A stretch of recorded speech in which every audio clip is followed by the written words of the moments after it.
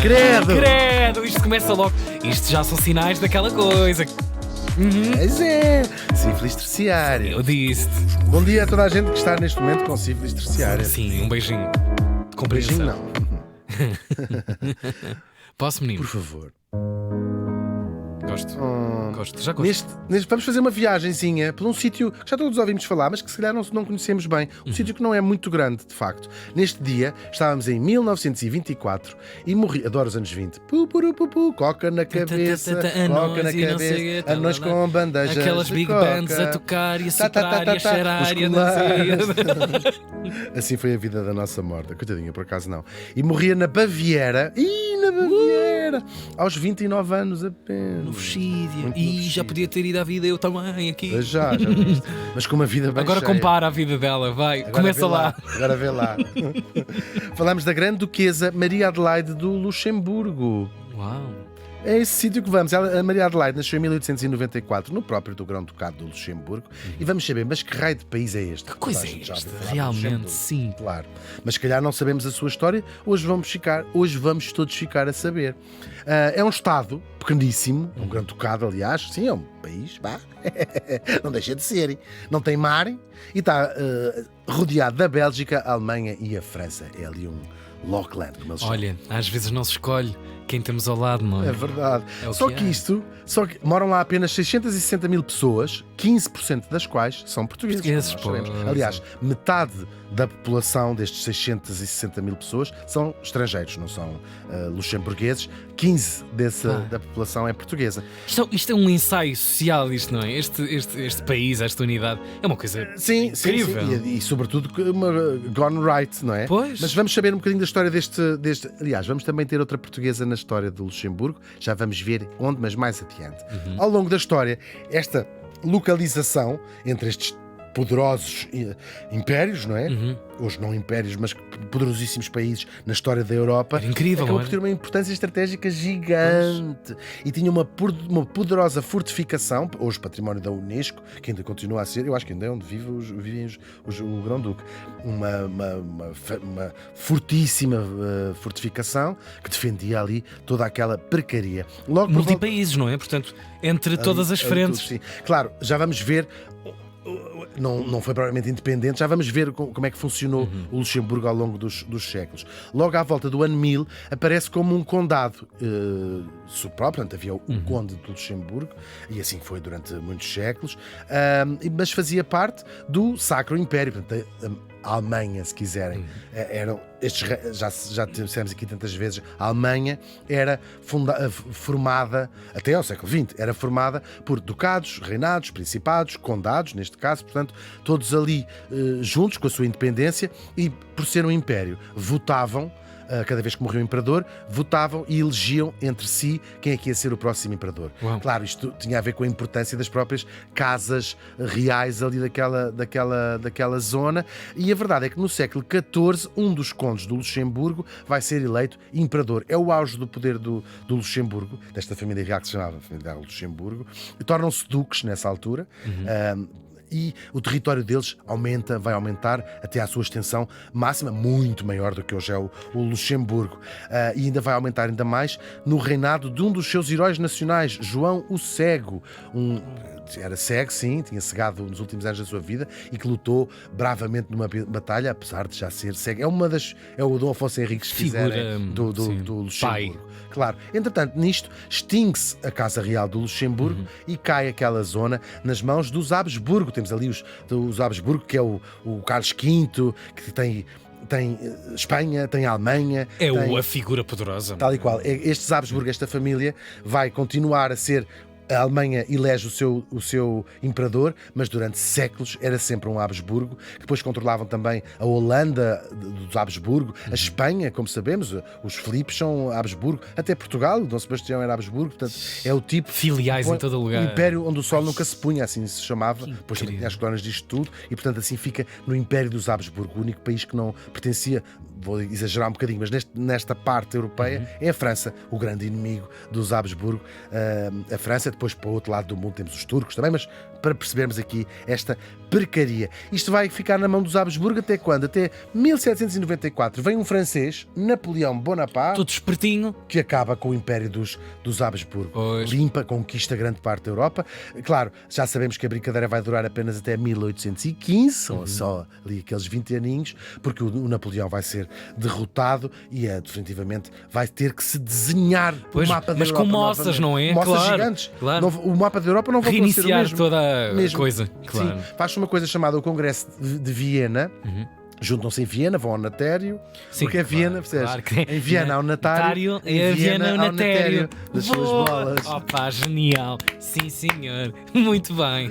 Lá com as suas É que eu percebi logo. Eu percebi logo. Sim, e eles lá foram, tinham que levar aquelas todas, botamos os outros, como se Tudo diz o que lá, tem, tudo bem. os As orelhas, brincos até todos, cair, lá- até eu mesmo. Exatamente. Com a mordoma e isso tudo, e lá foram eles com as tamanquinhas para o Congresso de Viena. Era de facto um congresso para redesenhar a Europa depois do estrago que tinha acontecido que a França tinha provocado com o seu império do Napoleão. E incrível que esse próprio congresso depois traz consequências anos mais tarde. Gigantes. Assim, O mapa não estava ainda. coisa ferida, não é? É o início de redesenhar Pois. o mapa. O que é que acontece primeiro? Habsburgo foram com o galheiro. Portanto, deixa de ser Tantos o anos. Império Austro-Húngaro, como se chamava, os Habsburgo vão com o galheiro. Começam-se a formar outros países. A Alemanha, por exemplo, passa a chamar-se, se quiseres, Prússia. A gente ouve este nome, não é? Prussiano. E muda é outra família que passam a ser imperadores da Alemanha. E depois, claro, o que é que vai acontecer aqui ao Luxemburgo? Vai ficar, criam-se outros países. A Holanda, por exemplo, os Países Baixos, que compreendia a Holanda, a Bélgica e também aqui o Luxemburgo. Sim. Só que a própria Luxemburgo havia duas pessoas a dizer. O rei dos Países Baixos, o Guilherme I, dizia assim: não, isto pertencia aos Habsburgo, portanto isto historicamente pertence aqui à Holanda.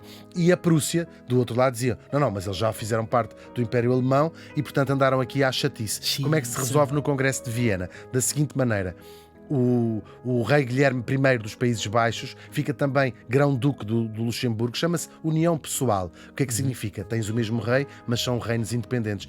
Tens apenas o mesmo monarca. Respondes ao mesmo, mas as duas identidades ficam respeitadas. Chama-se uma união pessoal debaixo Ok. deste rei. Boa. O contrário de unificação, que aí passas a ser uma unidade. Portanto, o rei da Holanda era também, ou dos Países Baixos, era também grão-duque do Luxemburgo. Em troca, para a Alemanha não se chatear, deram-lhe uma grande parte do território do Luxemburgo. Encurtou. Que passou a fazer Cá parte está. da Alemanha. É verdade.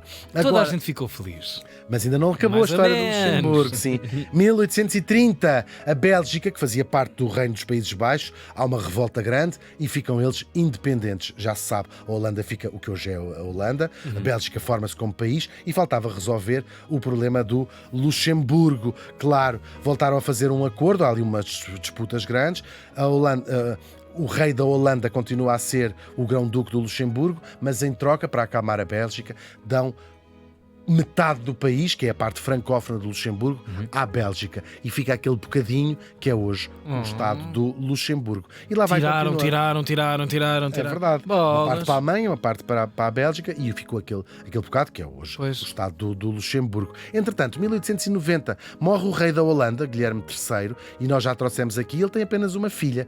E pela lei de sucessão do grão-ducado, uma mulher não podia suceder no trono. E, portanto, fazem ali vão buscar um primo afastadíssimo do rei da Holanda, um Nassau, portanto também é uma dinastia, chama-se ele Adolfo de Nassau, vai ser o grão-duque agora do grão-ducado independente. Separam-se assim quando morre o rei.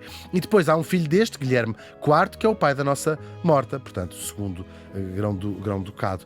A mãe é uma portuguesa, a infanta Mariana de Bragança, uma das filhas do exilado rei Dom Miguel. Ele exila-se Ok. na Alemanha e é muito curioso, apesar de ele ser um rei no exílio, há sangue do Dom Miguel em muitas casas reais, porque ele casa as filhas com Já aqui casas recentemente reinantes. falaste disso, sim, Falei sim. disso, sim.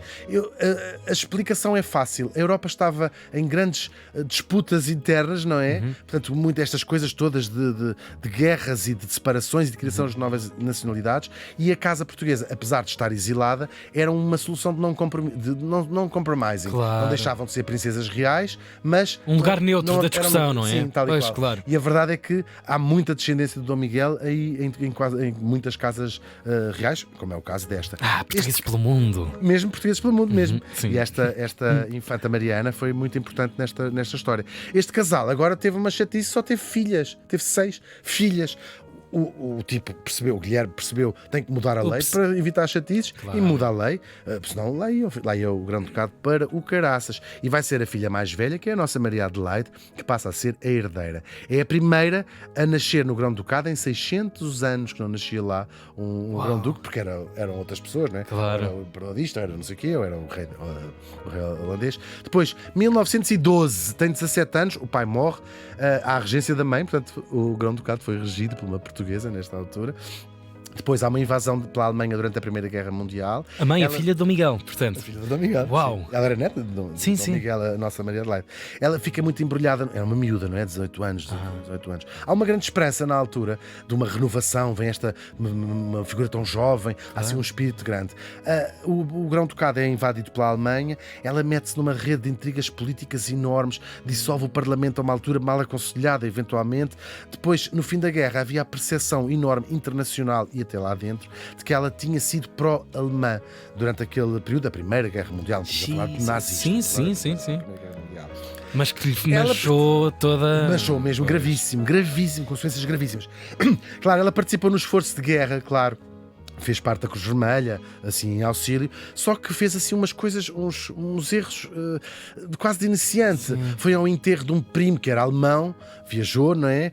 Recebeu o imperador da Alemanha no seu palácio e ela depois disse assim, quando eu cheguei a casa ele já lá estava. Sim. Mas claro, isto tudo com uma repercussão internacional gigante. A França corta relações com o Luxemburgo, o Parlamento exigia que ela se abdicasse, era miúda mesmo. E até os partidos mais à esquerda diziam, não, acabou a monarquia, vamos ser uma república de Luxemburgo. A Bélgica até ameaçou na altura anexar o Luxemburgo. E assim, 1919, com apenas 24 anos e depois de 7 anos como grande duquesa, abdicou mesmo, disse assim, vamos embora que isto não é... está bem. Tadinha, é uma vida mesmo... Não, tudo torto, tudo ao lado, não é? Torto, sim. Ela andou de um lado para o outro, até que foi para um convento carmelita, e uma vida muito triste que não durou muito mais. Ela morreu de gripe, como dissemos há pouco, aos 29 anos, nunca casou, nem teve filhos. O Luxemburgo lá seguiu o seu caminho, hoje é um dos países mais ricos do mundo, e aqueles índices de desenvolvimento. E depois foi a cirurgia era das principais indústrias, aquilo depois deixou de dar dinheiro, que as pessoas hoje em dia é tudo em plástico. É tudo em plástico, é verdade. E passou a ser um importantíssimo centro de gestão de investimentos, talvez dos mais importantes do mundo, e de comunicações também. Tem lá uma data de satélites, a famosa RTL, que dá aí cartas também por Europa. Um dia devia trabalhar para lá, espíamos só da cintura para cima. Claro. Muito mais bem vestidos e não sei o quê. Eu gostava de trabalhar na RTL. Também. O Grão-Ducado vai ficar para quem? Para uma irmã, Carlota, que depois ainda teve que suportar a invasão nova da Alemanha, aqui no caso os nazis mesmo. Também bela oferta que teve também entre mãos. Ela disse assim, mas é para o convento também com mais dinheiro, não é? Que ela falava assim. Sim, com esse tom. Xiça! Que eu sou a avó portuguesa. Ela abdicou nos anos 60 a favor do filho de João e ele mesmo fez a mesma coisa, abdicou no ano 2000 no filho Henrique, que é o atual Grão-Duque do Luxemburgo. Ele já tinha pouco poder, o Grão-Duque atual, e em 2008 meteu-se lá numa disputa com o Parlamento por causa da aprovação da eutanásia. Ele disse que não e o Parlamento retirou-lhe o direito de voto. Portanto, hoje é uma figura multimilionária e pois só, decorativa. Sim. Agora, os mais de 90 mil portugueses que vivem no Luxemburgo ficam a saber, se não sabiam, que há mais um lusodescendente, o próprio Grão-Duque do próprio Henrique, pela sua portuguesíssima bisavó. A grande duquesa Maria Adelaide de Luxemburgo morreu faz hoje 100 anos. Uau!